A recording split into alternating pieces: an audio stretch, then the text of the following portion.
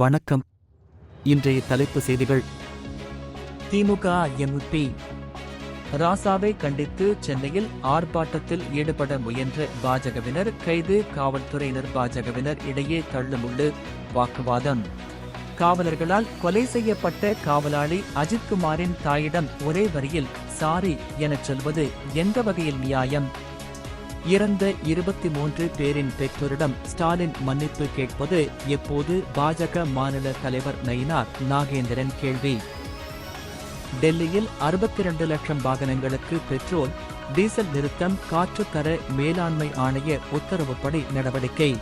தமிழகம் ஒன்றுபட்டு நிற்கும்போது எந்த சக்தியாலும் நம்மை வீழ்த்த முடியாது என காட்டியாக வேண்டும். ஓரணியில் தமிழ்நாடு இயக்கத்தை தொடங்கி வைத்து முதல்வர் மு.க. ஸ்டாலின் பேச்சு.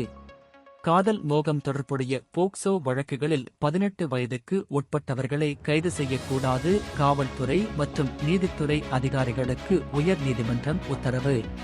திருமணமான 3 மாதங்களில் விஷமருந்தி புதுப்பெண் தற்கொலை.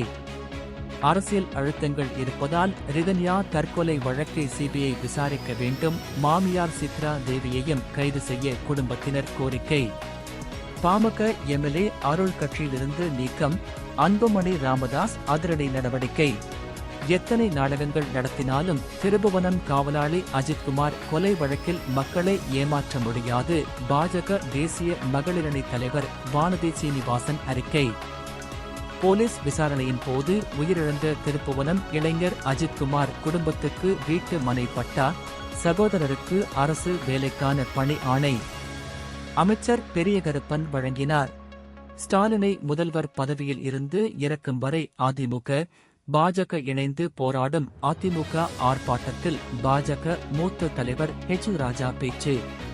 எல்லை தாண்டி மீன் பிடித்ததாக கூறி ராமேஸ்வரம் மீனவர்கள் 7 பேரை இலங்கை கடற்படையினர் கைது செய்தனர்.